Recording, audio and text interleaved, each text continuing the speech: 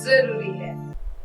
नमस्कार, MNS news live में आप सभी का स्वागत है। मैं हूं आपके साथ आंचल। तो आइए देखते हैं देश और दुनिया की तमाम बड़ी खबरें। इजराइल के साथ 36 देशों के नागरिकों को हमास ने बनाया बंधक। इजरायली अभिनेत्री ने लगाई मदद की गुहार। इजरायली अभिनेत्री रोनाली सिमोर ने वहां एक हालातों को लेकर मीडिया से बात की। उन्होंने कहा कि इजराइल में प्रत्येक नागरिक बंधकों को वापस लाने का समर्थन कर रहा है। हम उन्हें वापस लाने की पूरी कोशिश कर रहे हैं।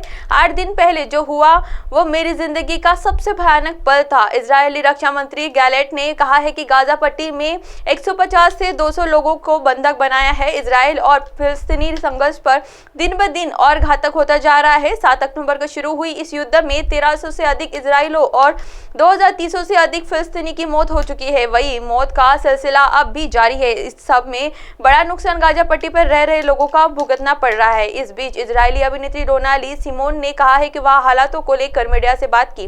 उन्होंने कहा कि इजराइल में प्रत्येक नागरिक बंधकों को वापस लाने का समर्थन कर रहा है। हम उन्हें वापस लाने की पूरी कोशिश कर रहे हैं। 8 दिन पहले जो हुआ वो मेरे जिंदगी का सबसे भयानक पल था। अपने नागरिकों को वापस लाने की कोशिश, रोनाली सिमोन ने कहा। मैं और इजराइल का हर एक नागरिक अभी भी कोशिश में लगा हुआ है कि हम अपने देश को बंधकों को वापस लाए। इसके लिए हम सब अपनी पूरी ताकत के साथ कोशिश कर रहे हैं। पिछले 8 दिनों में जो कुछ भी हुआ वो इजराइल के नागरिकों को और मेरे अपने लोगों को जिंदगी का सबसे भयानक पल है। आइए बढ़ते हैं अगली खबर की ओर।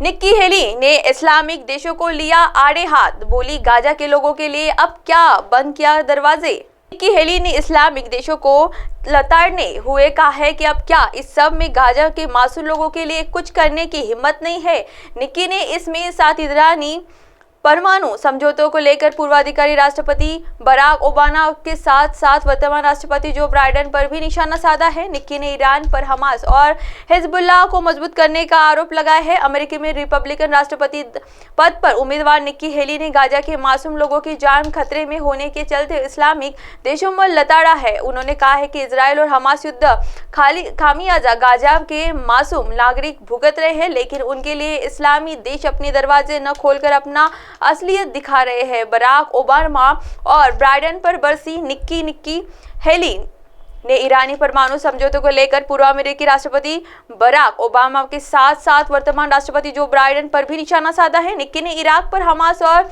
हिजबुल्लाह को मजबूत करने के आरोप लगाए हैं। फिलिस्तीनी नागरिकों को परवाह करनी होगी। निक्की ने कहा कि हमें फिलिस्तीनी नागरिक खासकर निर्दोष लोगों की परवाह करनी चाहिए, क्योंकि उन्होंने इसे नहीं चुना है। लेकिन अब देश कहाँ है, कतर कहाँ है, लेबनान कहाँ है, जॉर्डन कहाँ है, मिस्र कहाँ है। हेली ने आगे कहा कि ये सब कहाँ है।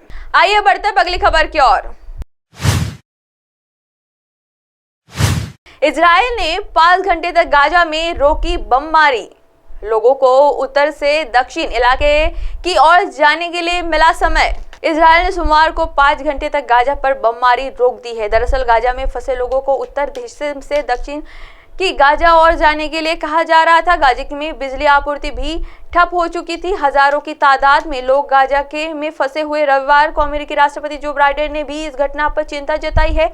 इजराइल हमास युद्ध के बीच गाजा एक युद्ध भूमि बन चुकी है। पिछले कुछ दिनों से इजरायली सेना लगातार गाजा में मौजूद हमास के आतंक पर सैन्य कार्रवाई कर रही है। इजराइल ने गाजा को बंद सैन्य क्षेत्र घोषित कर दिया है। वही गाजा में भोजन, ईंधन और दवाओं की आपूर्ति पर रोक लगा दी गई है।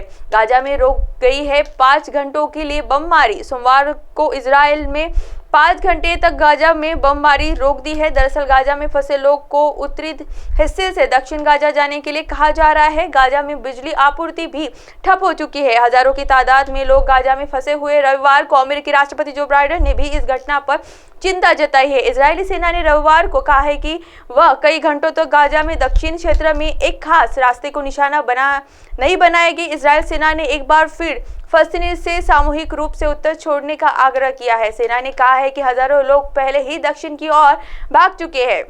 अब आप हमारे चैनल को आपके मोबाइल पर भी देख सकते हैं। मोबाइल ऐप पर देखने के लिए प्ले स्टोर से एमएनएस न्यूज टीवी आप डाउनलोड करें। इंस्टॉलिंग ट्विटर, हाइकू, फेसबुक और कई सोशल मीडिया प्लेटफॉर्म पर हमारा चैनल उपलब्ध है। आप हमारे चैनल को लाइव भी देख सकते हैं www.mnsnewstv.com पर। फिलहाल वक्त हो चला दर्शकों ब्रेक का। ब्रेक से लौटने के बाद देखिएगा देश और दुनिया की तमाम बड़ी खबरें। बने रहिए एमएनएस न्यूज के साथ। नमस्कार।